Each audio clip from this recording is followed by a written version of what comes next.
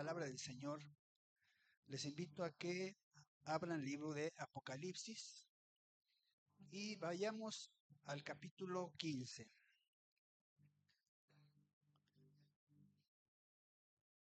¿Cómo les ha parecido el libro de Apocalipsis?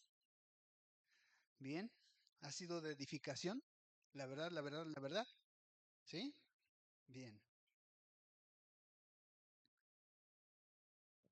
Ya nada más nos quedan esta y otras dos predicaciones o tres máximo y terminamos este libro. Bienaventurados, dice la palabra de Apocalipsis, ¿verdad? Los que oyen, ¿verdad? Los que leen las palabras de esta profecía, porque el tiempo está cerca. Bien, entonces en el capítulo 15 vamos a ver acerca de la culminación de las plagas postreras. Hubo unas plagas que fueron las primeras, ¿verdad? Ya vimos las trompetas, ¿verdad? Eh, y ahora vamos a ver 7 copas, ¿verdad? Pensaríamos que tal vez son copas chiquitas, pero no, realmente las copas de la ira de Dios son como unas tinajas grandes, ¿verdad? Que van a ser vaciadas en el momento en el que el Señor lo indique. ¿Por qué es importante hablar acerca de estas copas?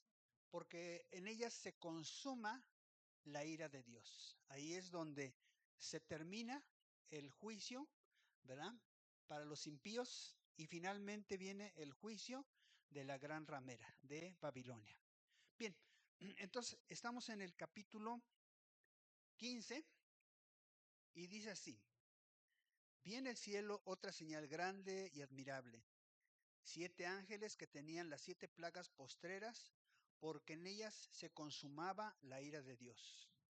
Vi también como un mar de vidrio mezclado con fuego, y a los que habían alcanzado la victoria sobre la bestia y su imagen y su marca y su número y el número de su nombre, en pie sobre el mar de vidrio con las arpas de Dios.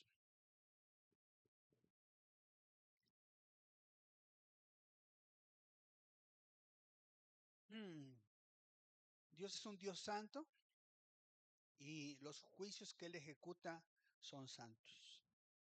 Él ejecuta sus juicios por medio de ángeles. Dice la palabra que Dios ha puesto los ángeles como servidores, como ayudantes en todas las cosas. Ellos colaboran con Dios y saben que también colaboran con nosotros. Dios puede enviarte ángeles si tú los pides. Si tú tienes una necesidad, si tú tienes un problema, si tú tienes una situación, tú puedes pedir ángeles para que vayan a auxiliarte.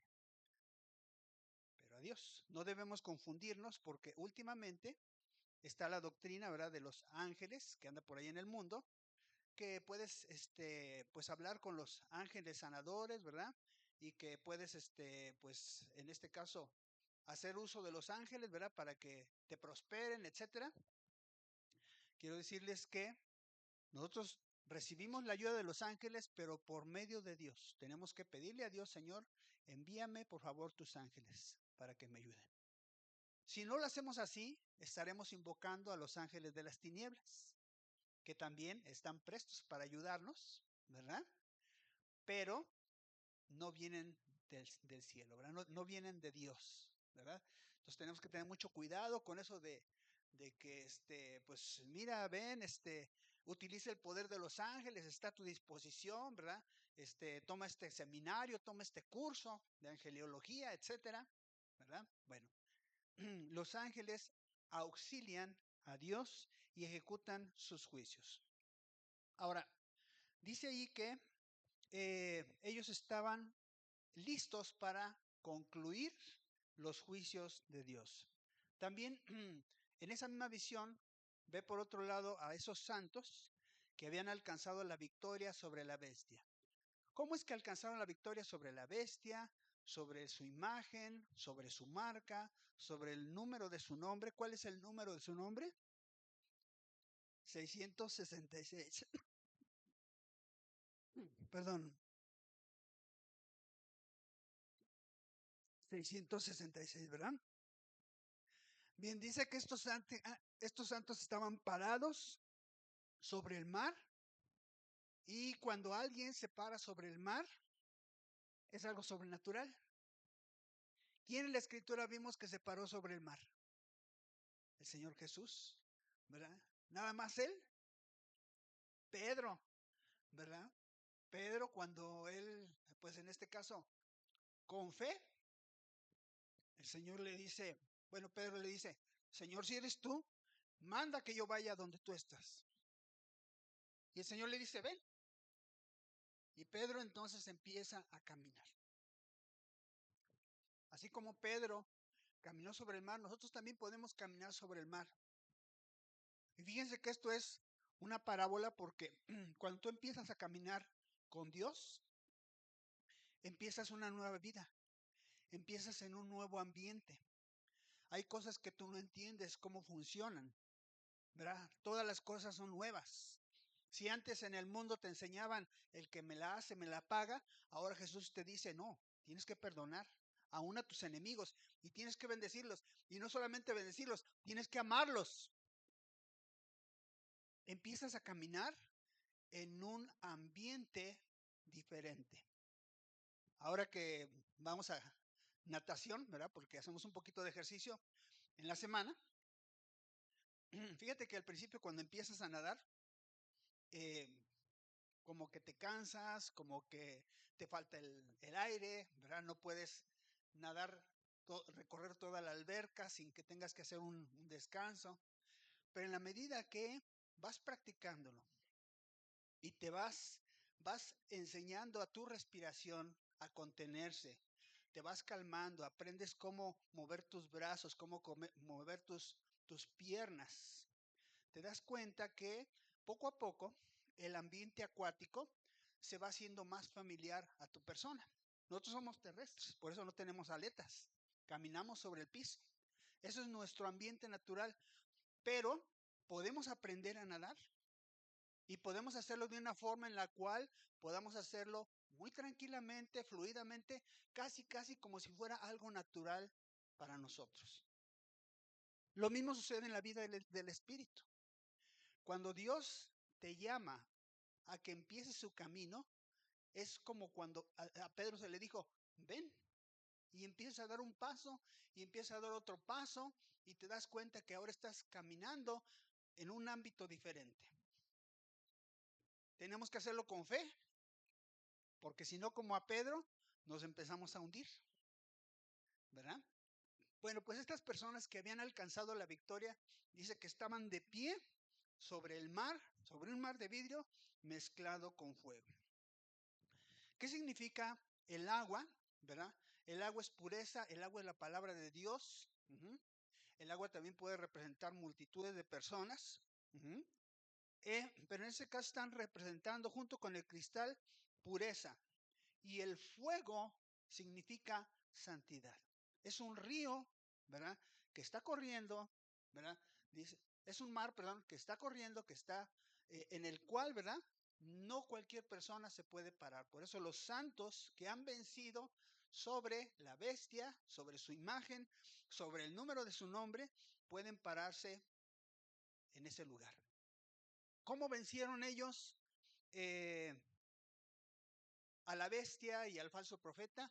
Pues no entregándose, no recibiendo la marca, no adorando la imagen, no dando gloria, no creyendo las señales que estaban haciendo, digamos, el falso profeta, ¿verdad? Y los falsos ministros que se van a levantar en el último tiempo, que van a hacer señales y van a hacer milagros y van a tratar de engañar incluso a los escogidos, ¿verdad? Bien, ellos pasaron el sufrimiento de la gran tribulación y triunfaron de esa forma. Bien, vamos a la siguiente. Versículos 3 y 4. Dice, y cantan el cántico de Moisés, siervo de Dios, y el cántico del Cordero, diciendo, grandes y maravillosas son tus obras, Señor Dios Todopoderoso. Justos y verdaderos son tus caminos, Rey de los santos. ¿Quién no te temerá, oh Señor?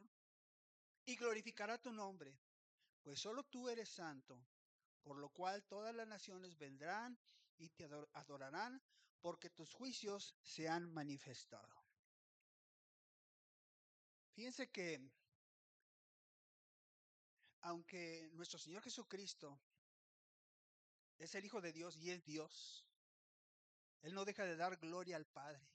Es tremendo, es tremendo. Y saben que nosotros tenemos que también adorar al Padre y adorar al Hijo y adorar al Espíritu Santo. Pero primero está Dios, después está nuestro Señor Jesucristo, ¿verdad? Y el Espíritu Santo. No significa que alguno sea más que otro, sino es por orden, por jerarquía. Ujú. Pero nosotros adoramos un Dios trino. Y a veces como que no tomamos mucho en consideración que el Señor Jesucristo, aún allá en el cielo, Él da honra al Padre. Y aquí no lo dice claramente, ¿verdad? ¿Cómo se llama? Eh, Salvos, estos redimidos que están delante del Señor, dice que estaban cantando el cántico de Moisés y el cántico del Cordero, que es Cristo Jesús. ¿Dónde está el cántico de Moisés? Lo podemos encontrar en Éxodo 15, 1 al 19, no lo vamos a leer, pero fíjense que ese canto se entonó cuando fueron librados de Egipto. Recuerden ustedes que el pueblo hebreo estuvo 400 años bajo la cautividad de Egipto. ¿Cuántos años estuvieron los mexicanos bajo el dominio español? Como 500 años. Mucho tiempo estuvimos sometidos, esclavizados, ¿verdad? Pues el pueblo hebreo, ¿verdad? Estuvo 400 años bajo trabajos forzados hasta que Dios les levantó un libertador, Moisés. Y así es que cuando ellos cruzan el Mar Rojo, porque ustedes recuerdan que salieron de Egipto después de las 10 plagas tremendas que Dios envió para que Faraón los dejara ir, ellos salen con toda esa riqueza que pudieron, que les, que les dieron. Y entonces ellos empiezan el trayecto en el desierto y llegan al borde del Mar Rojo. Y de pronto se dan cuenta que vienen los carros de los egipcios para matarlos. Y ellos están entre la espada y la pared porque no pueden cruzar el Mar Rojo y tampoco pueden escapar porque viene este ejército ya a destruirlos. ¿Qué es lo que hacen, verdad? Moisés, ¿verdad? Dice, Señor, pues ahora ¿qué hago? Dice, pues tienes tu vara, pues úsala. Y entonces Moisés, ¿verdad? Abre el mar y el pueblo pasó en medio del Mar Rojo en seco. Cuando estaban del otro lado, los egipcios, ¿verdad? Empezaron a pasar también por ese canal que se hizo y Moisés cerró nuevamente el mar y los carros de Faraón se ahogaron. Después de ese evento tan maravilloso, tan poderoso, ellos empezaron a cantar y a alabar a Dios, ¿verdad? Y es este canto, ¿verdad? Si quieres lo puedes buscar tú después, Éxodo 15, 1 al 19. Así es que Dios los libró de la esclavitud, los hizo pasar por el Mar Rojo, ¿verdad? Para llevarlos a la tierra prometida. Todo esto es simbólico. Porque el cristiano que no conoce a Dios, perdón, antes de que fuéramos cristianos, ¿verdad? El mundano que no conoce a Dios, sin saberlo está en esclavitud, pero está acostumbrado. Vive en pecado y está acostumbrado al pecado y vive en una esclavitud y ve en su vida miseria. No estoy hablando miseria material, estoy hablando miseria espiritual. Estoy hablando que está viviendo una serie de circunstancias pecaminosas que lo perjudican a él, perjudican a su cuerpo, perjudican a su familia y está en una esclavitud bajo el yugo de las tinieblas que es representado por Faraón. Dios levanta un libertador que es Moisés, que para los cristianos es Jesús. ¿Y qué es lo que hace este libertador? Lo saca de Egipto, con mano poderosa, porque Jesucristo echa fuera a los demonios y toma autoridad, ¿verdad? Sobre toda cadena, todo lo que haya estado atándote y lo quebranta, para que tú entonces empieces a caminar hacia la tierra prometida, que para nosotros está en el cielo, en el cielo. Pero Jesucristo nos hace pasar por el mar rojo. ¿Cuál es ese mar rojo? La sangre de Cristo Jesús. Es a través de la sangre de Cristo Jesús que dejamos atrás el pasado de Egipto, el pasado de pecado, y entramos en la tierra prometida. Y es la sangre de Jesucristo la que nos da la victoria sobre Satanás y sus demonios. ¿Verdad? Dice, ellos le han vencido por medio de la sangre del Cordero y la palabra del testimonio de ellos. ¿Se dan cuenta cómo las cosas del Antiguo Testamento son una ilustración de lo que iba a suceder en el Nuevo Testamento? Por eso Moisés entona este canto, ¿verdad?, de alabanza, y Jesús lo completa, ¿verdad? Porque no es el mismo. Si te das cuenta, el cántico de Moisés dice unas cosas, ¿verdad? Pero en el cántico que vemos en Apocalipsis dice otras. Pero ambos tienen varias cosas en común, ¿verdad? La otra parte, ¿verdad?, es inspiración del Cordero de Dios, de Cristo Jesús, que está honrando al Padre, está proclamando su santidad, ¿verdad? Está proclamando la justicia del reino de Dios que se extiende sobre todas las naciones. Dios viene y saca a a Israel de Egipto y lo pone como ejemplo para todas las naciones. Cristo Jesús salva al pecador, lo convierte en cristiano creyente para que sea un testimonio a las demás personas de que hay un Salvador y de que Él cambia la vida, de que Él liberta, de que Él bendice, ¿verdad? De que Él es el camino hacia el Padre. Bien, vamos a la siguiente parte. ¿Tienen alguna pregunta hasta aquí? ¿No? ¿Todo claro? Bien, versículos 5 y 6. Después de estas cosas miré y he aquí que fue abierto el cielo. Fue abierto en el cielo, el templo del tabernáculo del testimonio. Y del templo salieron los 7 ángeles que tenían las 7 plagas, vestidos de lino fino y resplandeciente, y ceñidos alrededor del pecho con cintos de oro. La Biblia nos enseña que el tabernáculo que hizo Moisés fue una réplica de las cosas que están en el cielo.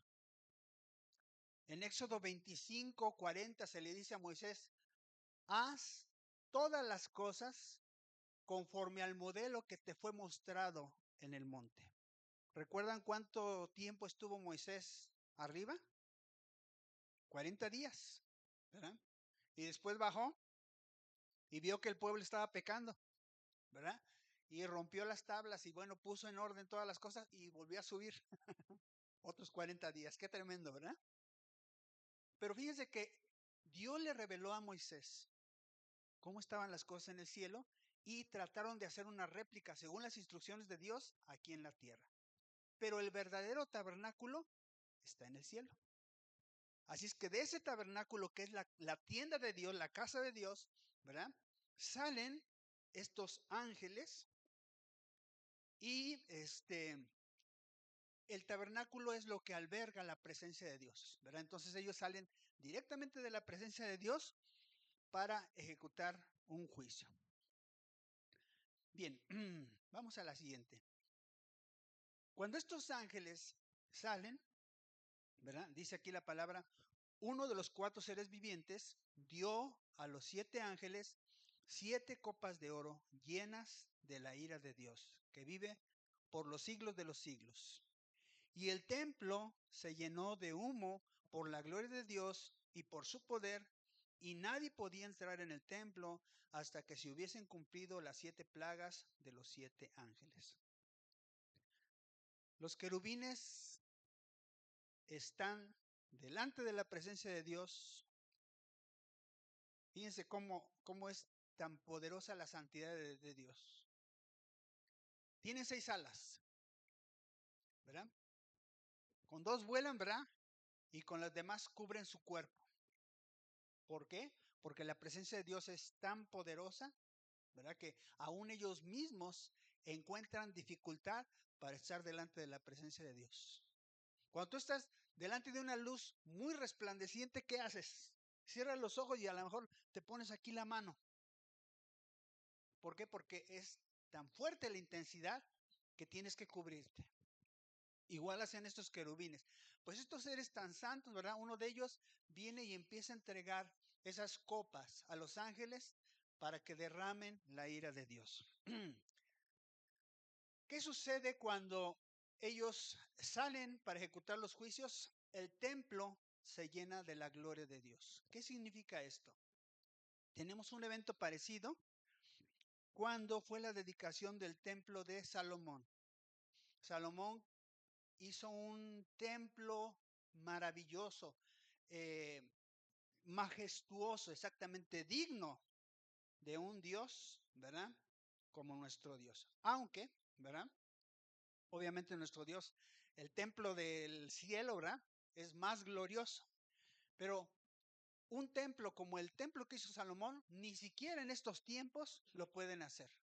¿Por qué? Porque Dios le dio a David y a Salomón una riqueza tan tremenda, ¿verdad? Dice la palabra que la plata eran como piedras dentro de Jerusalén. Bien, entonces, cuando Salomón dedica el templo, él hace una oración muy bonita, muy grande, muy larga, en la cual dice: Señor, pues si tu pueblo se presenta delante de ti y claman a ti, cualquier persona que venga a este lugar, ¿verdad? E invocan, Señor, tu presencia, tú vas a oír, Señor, y vas a responder. Ojalá tuviéramos algo así físico, aunque espiritualmente nosotros ahora somos el templo. Pero esto me trae a la memoria de que hace algunos años había un oratorio en Cuernavaca. Y en ese oratorio, en algunas ocasiones, 1 o 2 veces, bueno, creo que fueron 2 veces, o más, ¿verdad? Que fuimos, cuando fuimos al campamento. Fuimos varias veces a ese oratorio.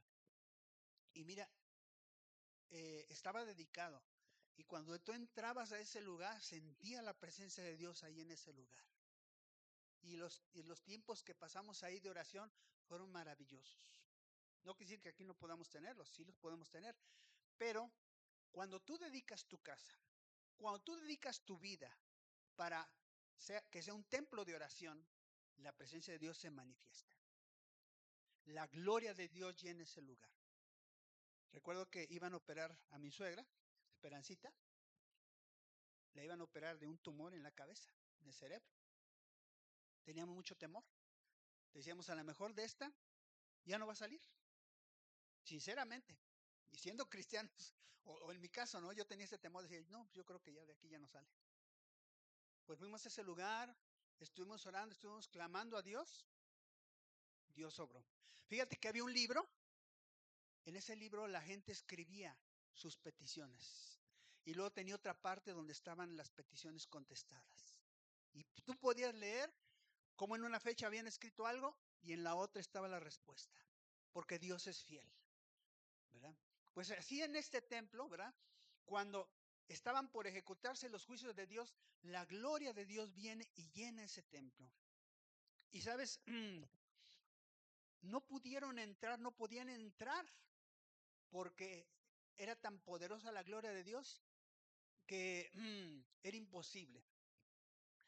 ¿Qué es lo que sucede cuando una persona, o más bien por qué una persona no puede acceder al templo cuando está la gloria de Dios ahí en ese lugar? Pues nos dice en Éxodo 33:20 que la persona puede morir. Así es. Dice, nadie verá mi gloria. A veces Dios se presenta como ángel. Toma, digamos, una investidura de ángel para que pueda interactuar con los seres humanos.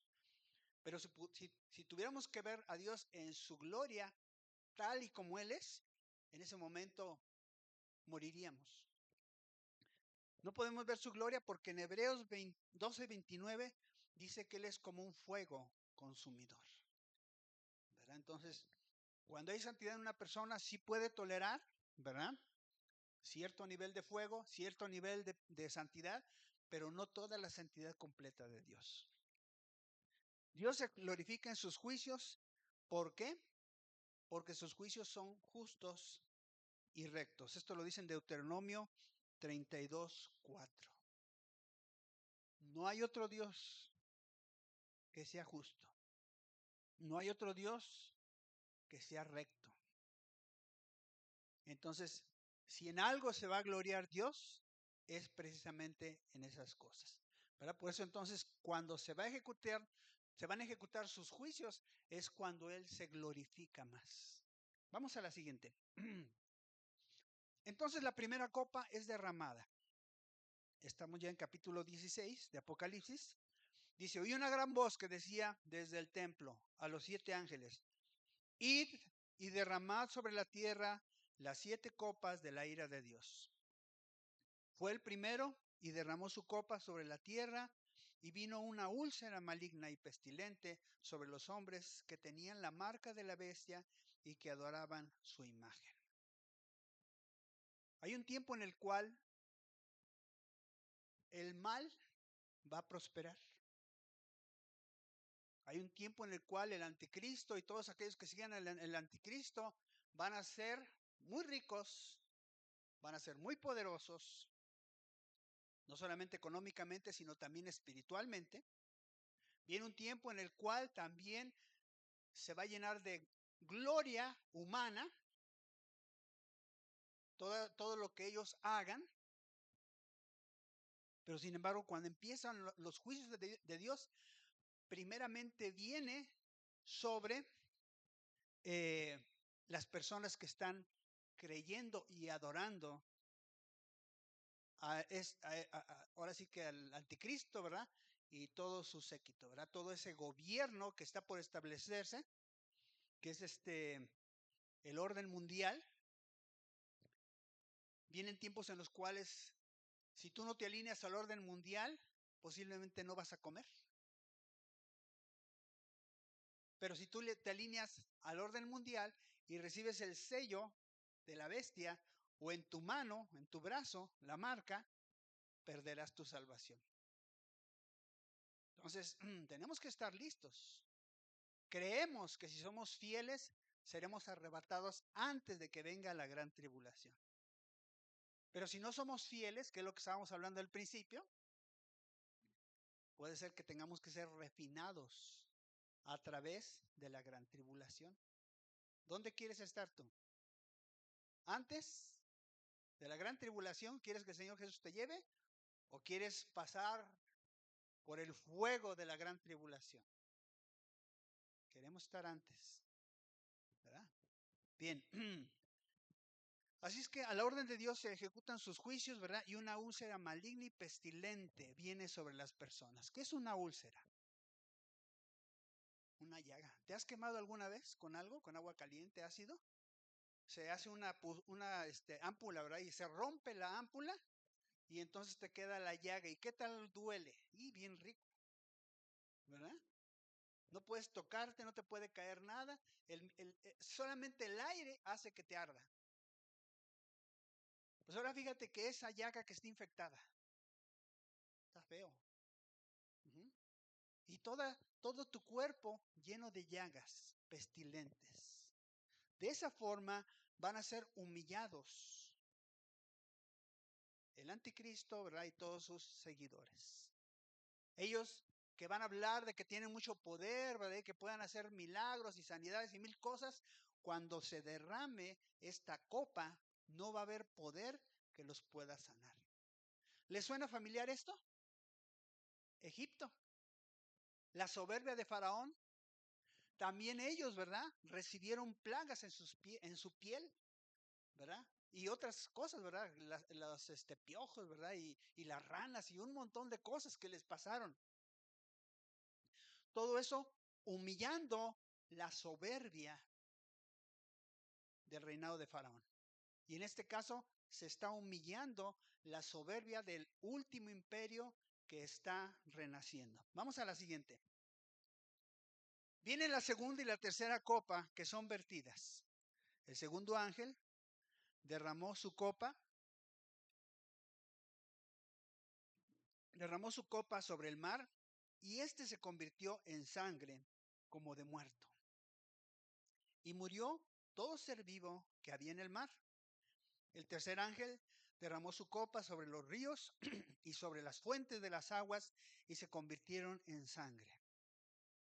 Y oí al ángel de las aguas que decía: justo eres tú, oh Señor, el que eras, el santo, porque has juzgado estas cosas. Por cuanto derramaron la sangre de los santos y de los profetas, también tú les has dado a beber sangre, pues lo merecen.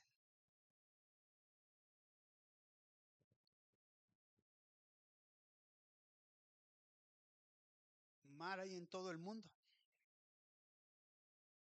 Muchos países viven del mar. México depende también del mar. No al 100%, pero ahora imagínate que en ese tiempo todos los mares se conviertan en sangre. Y no sangre bonita, ¿verdad? Sangre como de muerto, que ya huele. Esto también sucedió en Egipto.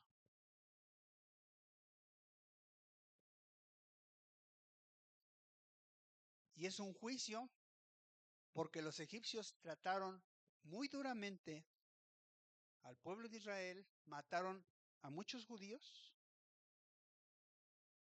hebreos, perdón, cuando nació Moisés. ¿Recuerdan ustedes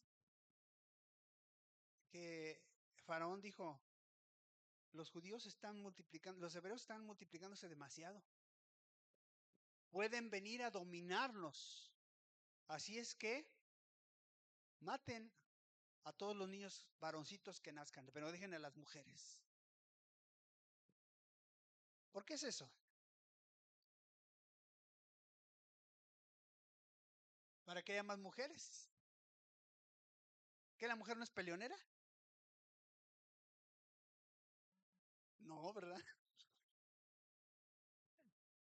Bueno, es que la mujer pelea, pero en otro aspecto, ¿verdad? Pero el hombre, se supone, porque ya en la última generación, ¿verdad? Como que ya el hombre es más, así como, pero se supone que el hombre sí es capaz de levantarse en armas en pro de la libertad, en pro de la justicia, en pro del bienestar suyo, de su familia.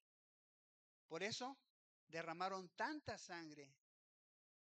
Y no solamente de esos niños, sino que imagínense 4 años de explotación, de latigazos, de maltrato. Hubo muchos muertos, 400 años. 4 años, perdón. 400 años de ese sufrimiento. Por eso Dios les hizo, por medio de Moisés, les dio a beber sangre. Y aquí en Apocalipsis se vuelve a cumplir este juicio, pero ahora no es sobre la tierra de Egipto, es sobre toda la humanidad que ha dado muerte. ¿A quién? A sus santos y a sus profetas. ¿Cuáles son los santos? Todo aquel que cree en Jesucristo, que vive la palabra de Dios y que es acusado de ser un hereje y se le da muerte. ¿Sucede aquí en México? Sí, sucede en México. ¿En dónde? En Oaxaca, en Chiapas, ¿verdad? En Michoacán, muchas partes en donde los pueblos se hacen justicia por sí mismos y ellos determinan quién debe morir o quién debe vivir. Muchos cristianos han sido despojados no solamente de sus bienes, sino también de la vida de sus familiares, o a veces han arrasado con familias completas. Pero eso no se da a la luz. Muchas veces, ¿por qué? Pues porque tapan todo. Pero toda esa sangre que se ha derramado en aquel día va a ser cobrada. En aquel día, ¿verdad? Los que derramaron sangre van a tener que beber sangre. Bien. Dice que los ríos, las fuentes de agua y del cielo, ¿verdad? También fueron contaminados, porque se supone que esas fuentes son independientes del mar. El agua que cae del cielo, ¿verdad? Que va por las montañas, que forman los ríos, que forman las fuentes. Se supone que esa agua debería de ser pura, aunque el mar esté contaminado, pues aún esas fuentes van a ser contaminadas. Vamos al versículo 8 al 9, la siguiente. Se derrama la cuarta copa. Dice, el cuarto ángel derramó su copa sobre el sol, el cual fue dado a quemar a los hombres con fuego. Y los hombres se quemaron con el gran calor y blasfemaron el nombre de Dios, que tiene poder sobre estas plagas, y no se arrepintieron para darle gloria. ¿El sol puede ser herido? Sí puede ser herido.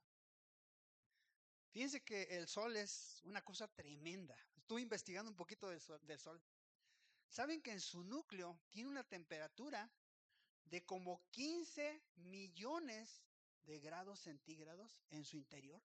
Así como la Tierra está caliente, y sabemos que está caliente porque hay volcanes, hay erupciones, ¿verdad? Pues el sol, ¿verdad? Toda la masa, digamos que haz de cuenta que eh, todo tiende, ¿verdad? Todo pesa, y en el núcleo, ¿verdad? Recibe todo el peso de lo que está fuera en el sol, ¿verdad? Y entonces el sol está súper calientísimo en el centro.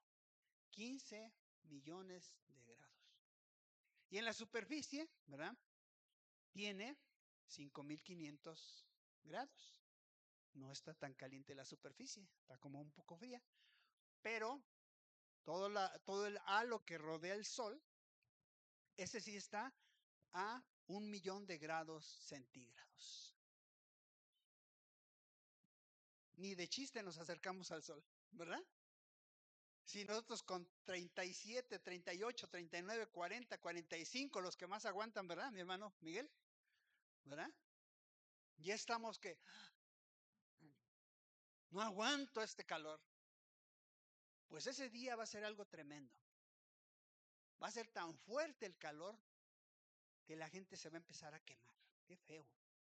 Está muy duro esa prueba, ¿verdad? El sol ocasionalmente tiene llamaradas u hogueras, ¿verdad? Que denotan que a veces se sobrecalienta más de lo que debería ser, y por eso le salen como llamaradas. Y sabes que esas llamaradas generan un viento magnético que confunde las comunicaciones. Es más, pueden en un momento dado hasta apagar nuestras comunicaciones, nuestra energía, porque son tan fuertes esas corrientes que son generadas. Todo esto es posible, solamente hace falta que ese ángel vaya y toque el sol, y el sol tiene suficiente energía para hacer todo lo que dice aquí. La radiación, ¿verdad? En aquel tiempo será insoportable, ¿verdad? No sé si realmente todo el calor venga del sol o nuestra delgada capa de ozono sea la que permita, ¿verdad?, que pase toda esa radiación ultravioleta y queme a las personas, ¿verdad? Lo triste, ¿verdad?, es que a pesar de que ellos sabían que era una plaga que venía de Dios y estaban experimentando las quemaduras, no se arrepintieron y blasfemaron a Dios. ¿Cómo es posible? Si a un niño se le disciplina, pues ese niño normalmente se va a arrepentir, va a decir, no, ya no lo voy a hacer porque me duele el castigo. Aún a los adultos, cuando Dios nos pone una disciplina, ¿no? Y de pronto, pues no sé, tenemos una enfermedad, o nos va mal en el trabajo, o como a mí me pasó, ¿no? Que pierdes el trabajo. Son pruebas, son disciplinas que Dios nos pone, pero nos las pone para recapacitar, para decir, Señor, ¿qué hice mal? Señor, ya entendí, esto pasó por esto y esto y esto. Perdóname y ahora pues dame otra oportunidad. Dios es bueno. Dios, si trae disciplina, es para que nos arrepintamos. Pero a estas alturas, estas personas que han recibido la marca son incapaces de poder arrepentirse. Como no pueden arrepentirse, ¿cuál va a ser su destino? La destrucción. Tristemente, esto va a suceder. Por eso en este tiempo, este es el tiempo que tenemos que aprovechar para hablarle a la gente, para que se arrepienta, porque vendrá un tiempo en el cual no se van a poder arrepentir. Vamos a la siguiente. La quinta copa es derramada. Dice, el quinto ángel derramó su copa sobre el trono de la bestia y su reino se cubrió de tinieblas y mordían de dolor sus lenguas. Y blasfemaron contra el Dios del cielo por sus dolores y por sus úlceras y no se arrepintieron de sus obras. El nuevo orden mundial promete un esplendor, promete prosperidad y de hecho va a haber prosperidad para muchas naciones, para mucha gente. Pero sin embargo, también Dios les va a enviar la plaga de las tinieblas, en las cuales todo ese esplendor se va a apagar. Van a recibir, ¿verdad? Plaga en su cuerpo. Dice que van a morder de dolor sus lenguas. Ya ves, cuando estoy comiendo, ¿verdad? Especialmente cuando tengo mucha hambre o estoy comiendo algo muy rico. No sé qué le pasa a mi lengua, ¿verdad? Pero ay, me muerde. Y, ay, qué feo se siente, ¿no? Pues ahora imagínate que el dolor de afuera de tu cuerpo sea tan fuerte que mejor prefieres morderte la lengua. Te va a doler menos morderte la lengua que lo que estás sintiendo en todo tu cuerpo. Infortunadamente, ¿verdad? Tampoco se van a repetir. A pesar, ¿verdad?, de autoproclamarse Dios Cristo, ¿verdad?, el anticristo, ¿verdad?, no podrá evitar la plaga y el tormento en su cuerpo. Bien, vamos a la siguiente. Sexta copa. ¿Verdad? No, o sea, tinieblas es que se oscurece el sol, ¿verdad? Y espiritualmente, ¿verdad? Aunque de alguna forma, miren, la gente que está en las tinieblas y que está haciendo cosas del diablo, no han entrado en una profundidad tan oscura como la oscuridad que puede producir Dios. Imagínate que Dios le oscurezca el teatrito al diablo y al anticristo, o sea que sí que es una cosa más poderosa. En Satanás, ¿verdad? En Luzbel todavía hay un poco de gloria. ¿Por qué? Porque él fue un ángel de luz. Y si se puede disfrazar como ángel de luz, quiere decir que tiene un poquito todavía de gloria y de luz. Pero esto va a ser un apagón. Un apagón en el cual ellos mismos se van a sorprender de tanta tiniebla y tanta oscuridad. Aunque ellos se gozan en las tinieblas, pues se les va a apagar la fiesta. Bien, vamos a la siguiente. Sexta copa. El sexto ángel derramó su copa sobre el gran río Éufrates. ¿Ese río dónde estaba? En el Edén, ¿verdad? Derramó su copa sobre el gran río Éufrates y el agua de este se secó para que estuviese preparado el camino hacia los reyes, más bien de los reyes, el camino a los reyes de Oriente. Y vi salir de la boca del dragón y de la boca de la bestia y de la boca del falso profeta 3 espíritus inmundos a manera de ranas. Pues son espíritus de demonios que hacen señales y van a los reyes de la tierra en todo el mundo para reunirlos a la batalla de aquel gran día del Dios Todopoderoso. Recuerdan que hablábamos de una trilogía de las tinieblas. ¿Cuál es la trilogía divina? Padre, Hijo y Espíritu Santo. ¿Cuál es la trilogía de las tinieblas? La bestia, el falso profeta, ¿y quién? Y el anticristo. Hay un Cristo, hay un anticristo. ¿Verdad? Bien.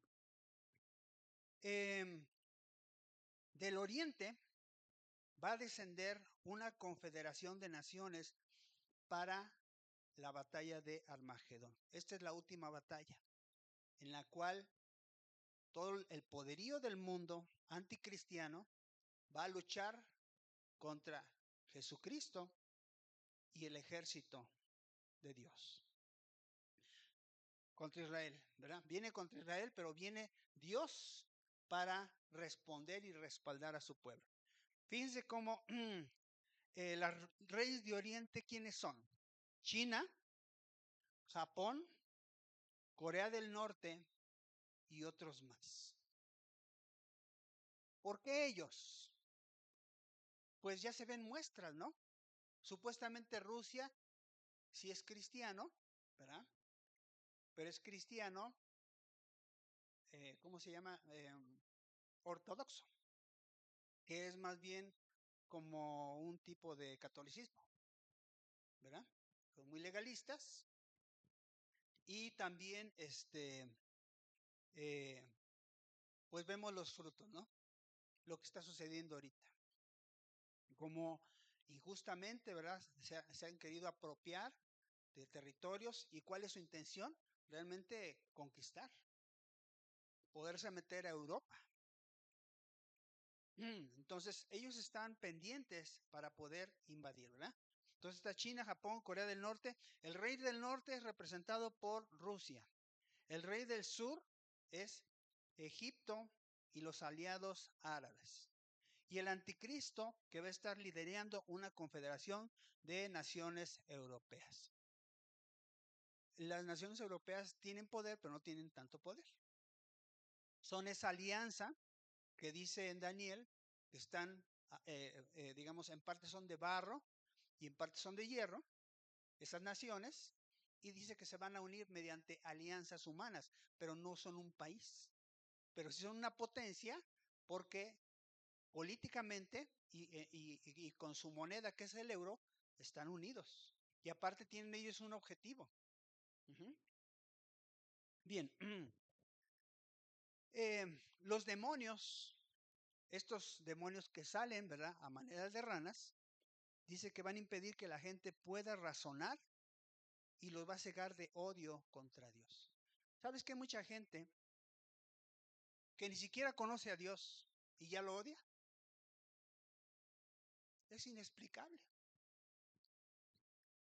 Porque para que tú puedas odiar realmente a una persona, pues necesitas conocerla, ¿no? Y que te haya hecho algo malo. Y Dios no le ha hecho nada malo a nadie. Es más, dice la Biblia, Dios hace salir su sol sobre malos y buenos, sobre justos e injustos. Si yo dijera, eso es malo y no le va a salir el sol y no le va a llegar agua y no le voy a dar aire, ahí sí diríamos. Pero Dios a todos les da de sus bondades todos los días por igual. Pero mucha gente que ya odia a Dios sin que Dios les haya hecho nada. Pues en aquel entonces esos espíritus van a estar más poderosos, porque son espíritus. Los espíritus van a estar más poderosos y van a hacer que la gente esté aferrada y odiando a Dios. ¿Saben que ahora lo que pasó en California,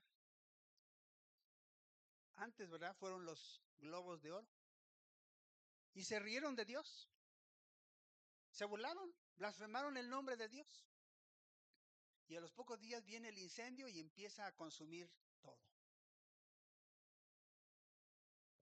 Hay mucha gente que incluso en los círculos más altos, ¿verdad? Porque la gente de Hollywood no son pobrecitos, son una élite.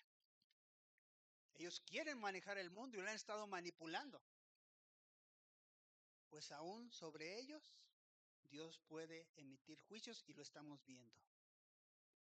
¿Por qué? Porque ellos no están dispuestos a dar gloria a Dios. Al contrario, deshonrarlo. ¿Por qué el hombre tiene esa tendencia de deshonrar a Dios y no de honrarlo? Porque el hombre mismo se quiere constituir en Dios. Yo soy. A mí no quiero que me gobierne nadie. Yo quiero hacer lo que quiera hacer. Así es que los demonios van a impedir que la gente pueda razonar y los va a sacar de odio contra Jesucristo, que es el Cordero, y va a venir un endurecimiento para su propia destrucción. 10 plagas vinieron a Egipto. Y Faraón en cada ocasión, oh no, sí, ya me arrepiento, ya los voy a dejar ir. Y luego ya que se componía la cosa, no los voy a dejar ir. Y así estuvo jugando. 10 plagas que sí, que no, que sí, que no, que sí, que no. Y llamaba a Moisés, Moisés, quítame por favor esta plaga, quítamela, por favor. Y dice la palabra que Dios endureció el corazón de Faraón. ¿Dónde está Faraón? Está frito. ¿Sí? Directito al infierno. Con toda su gloria y todo lo que dijo e hizo, está en el infierno. Igual va a suceder con estas personas. Llega un momento en el cual el corazón se endurece de tal forma que no va a recurrir a un Salvador. Eso va a causar su propia destrucción. ¿Y por qué también va a venir ese endurecimiento? Porque mientras por un lado los siervos de Dios van a hacer señales, también sus siervos, los siervos de Satanás, van a hacer señales poderosas. Ya las hacen en este tiempo, pero estamos hablando de algo más poderoso de lo que sucede en la actualidad. Si hoy tienen cierto poder para sanar, en aquel entonces va a ser mucho poder para sanar. Si hoy tienen cierto poder para hacer milagros o conjuros o enviar maldiciones o hacer, no sé, maleficios, pues todo eso va a aumentar. Dios les va a conceder que ellos puedan ostentar un poder mayor que el que tienen ahorita. ¿Con qué propósito? El que no tiene temor de Dios y está buscando convencerse de las tinieblas, se va a autoconvencer. ¿Saben que los seres humanos tenemos una forma a veces equivocada de ver la realidad? Si algo te gusta o tienes un pensamiento o tienes ciertos argumentos, vas a buscar personas, cosas que afirmen lo que tú estás creyendo. ¿Qué es lo que hace eso? Te da una visión muy corta de lo que es la realidad. No aceptas que se contradiga lo que tú crees. ¿Los cristianos debemos aceptar que se contradiga lo que creemos? ¿Sí? Porque esa es la prueba de nuestra fe. Con la palabra de Dios vienen y te traen un argumento. ¿Qué tienes que hacer? Mira, la palabra de Dios dice esto. Lo confrontas, lo checas, lo pasas por el filtro de la palabra de Dios. Un cristiano no debe ser ignorante de las filosofías o de las otras religiones, no para practicarlas, sino darse cuenta en dónde está la verdad. La verdad va a sobrevivir a todas las mentiras que puedan llegar a tu vida.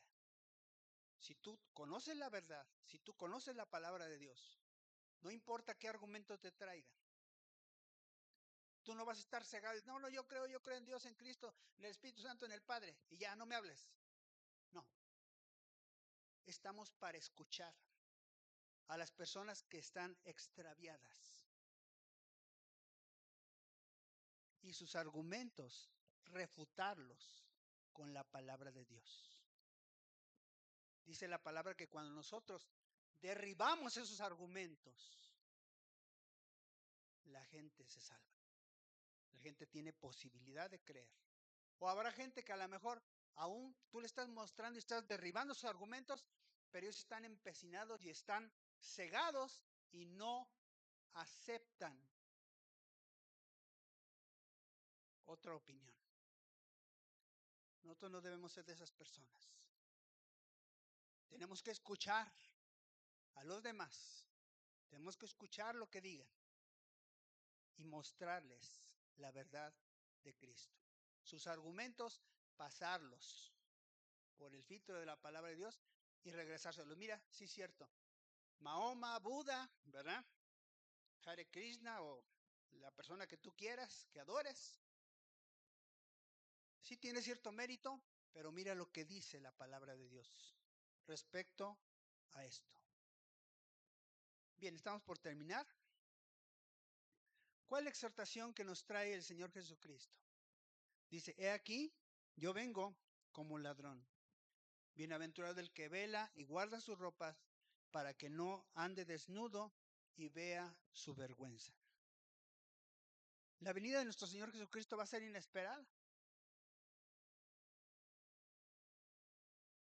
Puede ser mañana. Si fuera mañana, ¿estarías listo? Solo una persona sincera dijo algo. Puede ser mañana.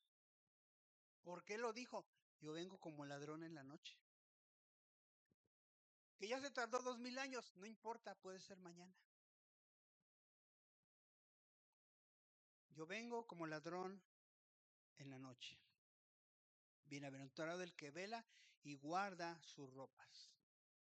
¿Velar qué es? Estar alerta, aguardando con la luz del Espíritu Santo. Estar alerta porque si alguien se va a meter a tu casa, pues tienes que estar despierto. Estar alerta porque estamos en el último tiempo y hay cosas importantes que los cristianos debemos hacer. Y si no estamos alertas, vamos a estar dormidos. Y cuando venga el Señor y diga, oye, ¿qué hiciste con esto que te encargué? Es que estaba muy ocupado.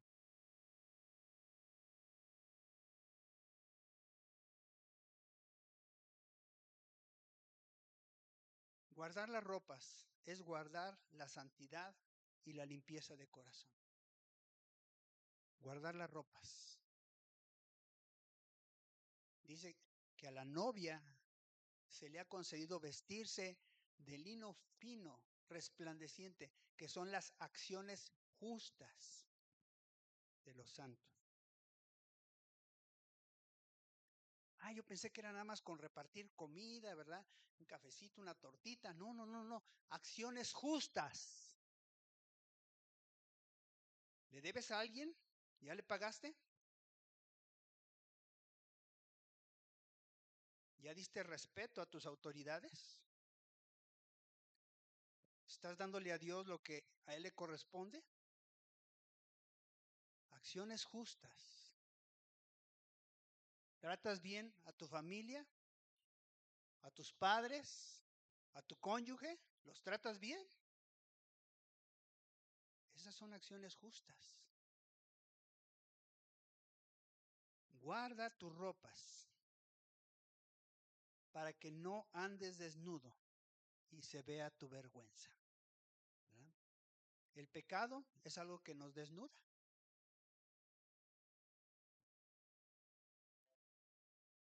Si nosotros vamos con el Señor y vamos en pecado, vamos desnudos. ¿Y qué es lo que va a pasar? Vamos a ser rechazados. Si vivimos en pecado, seremos avergonzados pública y eternamente. Ahorita no se sabe quién es quién, pero llegará un día en el cual dice que todas las cosas estarán desnudas delante de Él. Y para no estar desnudos tenemos que estar vestidos con justicia, con santidad. De otra forma, vamos a ser rechazados. Bien, vamos a la siguiente. La séptima copa es derramada. Esto lo dice en Apocalipsis 16, versículos 16 al 18. Dice que, y los reunió en el lugar que en hebreo se llama Armagedón. Y el séptimo ángel derramó su copa por el aire, y salió una gran voz del templo, del cielo, del trono, diciendo, hecho está. Entonces hubo relámpagos, voces y truenos, y un gran temblor en la tierra, un terremoto tan grande, cual no lo hubo jamás desde que los hombres han estado sobre la tierra. Yo me sorprendo, no sé, posiblemente tú hayas ido a algún cañón o algún lugar, algún cerro desgajado, y ves como a veces las capas, pues a veces en vez de estar así, ¿verdad? Están así, las capas de sedimentos, ¿verdad? Las secciones de la tierra. ¿Cómo es que en el Himalaya hay sal? Y es sal que era marina. Y el Himalaya está en una parte altísima. Dicen, quién sabe, ¿verdad? Ya ven que luego los científicos son dados, ¿verdad? A pues explicar, ¿verdad? Las cosas de una cosa que, bueno, de algo que a veces, pues no podemos tener la certeza, pero, pues ellos hablan que en el tiempo, ¿verdad? De los dinosaurios, posiblemente vino un terremotos y erupciones y cataclismo tremendo. De hecho, si existieron, ¿verdad? Porque hay fósiles, ¿por qué desaparecieron? Y ahora se dice, ¿verdad? Que muchos yacimientos de petróleo son de plantas y de animales que estuvieron sobre la tierra y ahora están a miles de metros de profundidad y por medio de la descomposición es lo que ahora utilizamos como combustible para los automóviles y los camiones. ¿Cómo llegó ese material hasta el fondo? Pues tuvo que haber un cataclismo. Ahora imagínate, si en aquel entonces hubo un cataclismo tremendo para enviar muchas cosas a miles de metros bajo tierra, ¿cómo será este? Que dice que no ha habido uno como este, que viene. Un terremoto terrible en el cual todas las cosas, ¿verdad?, van a ser volteadas. Una vez reunidos, ¿verdad?, para la batalla, el séptimo ángel va a vaciar su copa, van a haber relámpagos, voces, truenos, ¿verdad? Y ese terrible terremoto como nunca hubo en la historia. Versículos 19 al 21, la siguiente. Hay más efectos de esa séptima copa.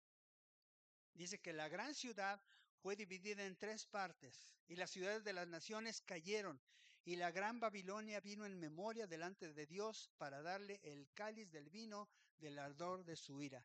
Y toda isla huyó y los montes no fueron hallados y cayó del cielo sobre los hombres un enorme granizo como del peso de un talento y los hombres blasfemaron contra Dios por la plaga del granizo, porque su plaga fue sobremanera grande.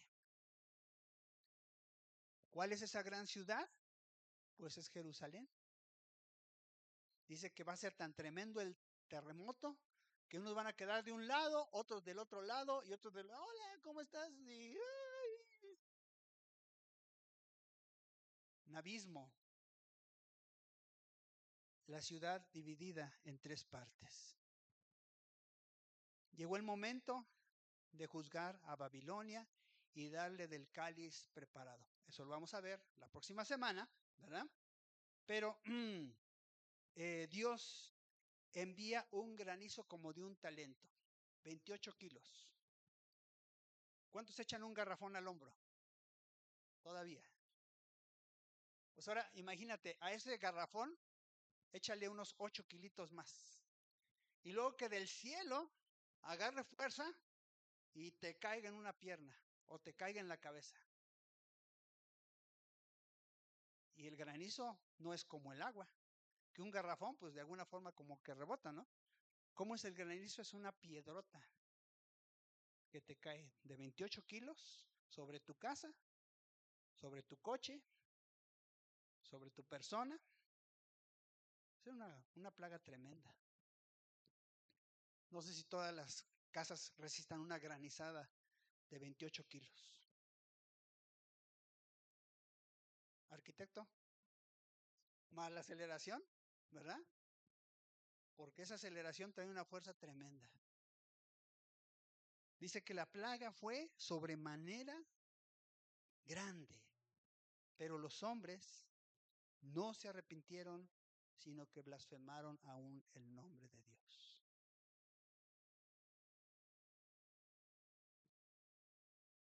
¿Saben que algunos demonios pueden ser más obedientes que el hombre? El espíritu del hombre muy duro.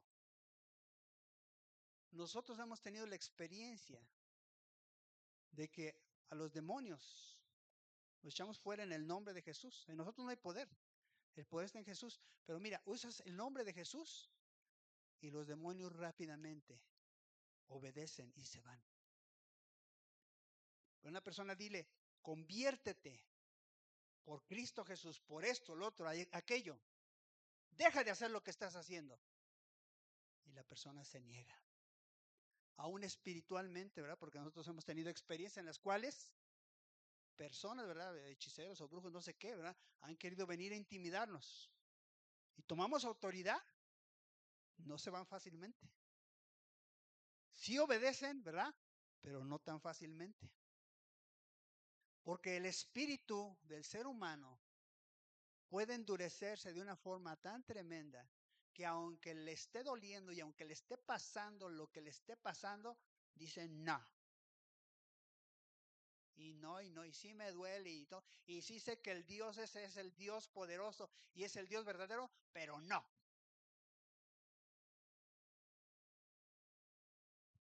Por eso es un gran tesoro, hermanos, tener un espíritu dócil. Jesús dijo, aprendan de mí, que soy manso y humilde de corazón.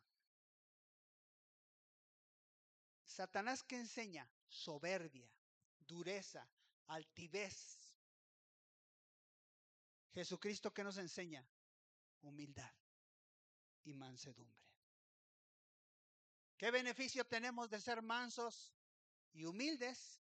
Dice, tendrán reposo para su alma. Paz con Dios, bendición de Dios, paz con los hombres. Nada más. Tanto que estamos batallando, ¿verdad? De que, ¿cómo le haré en el trabajo? Es que me echan y luego mis son bien cochinos, tiran la basura.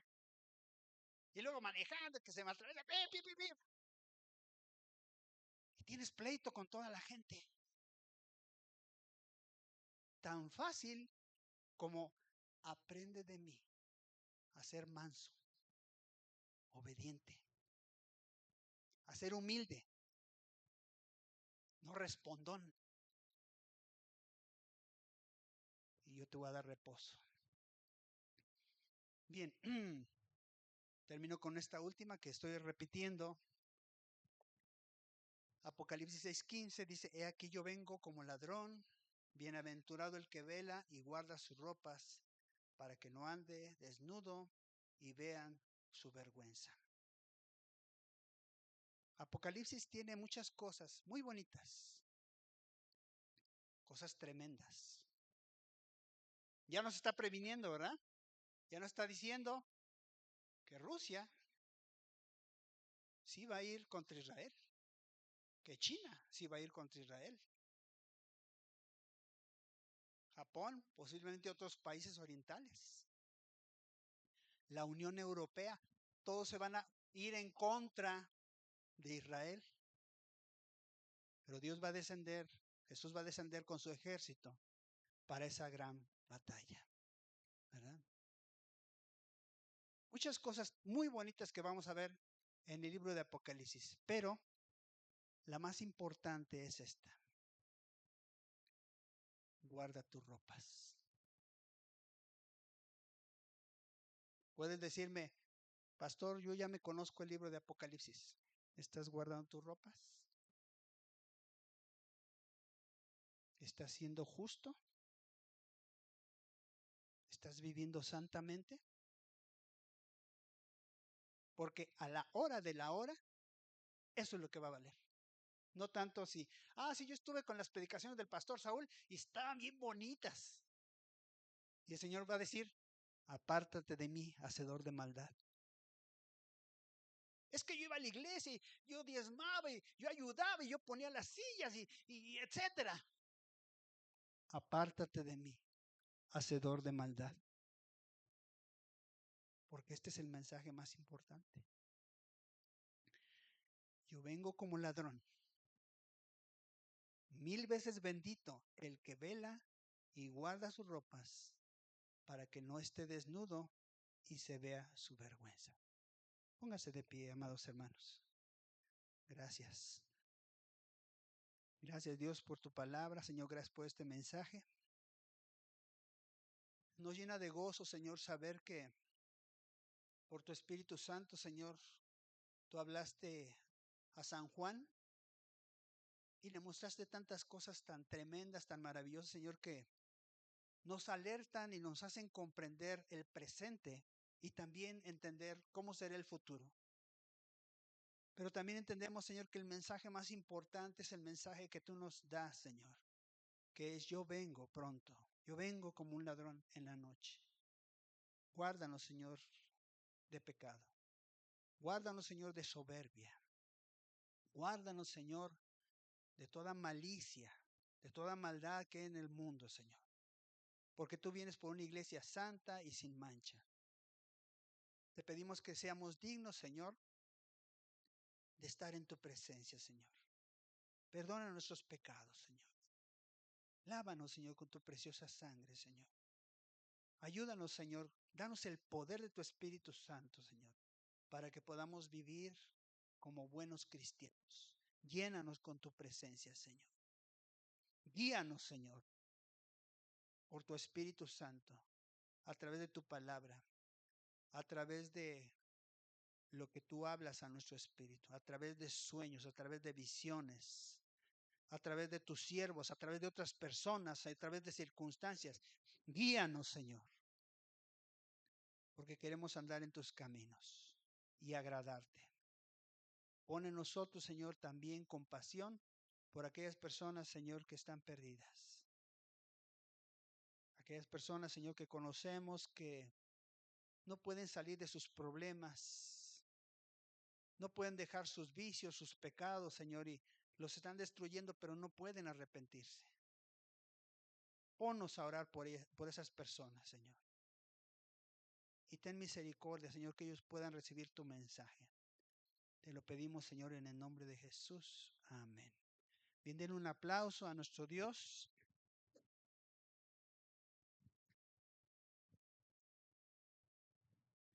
Bueno, gloria a Dios. ¿Tenemos algún aviso? No, ¿verdad?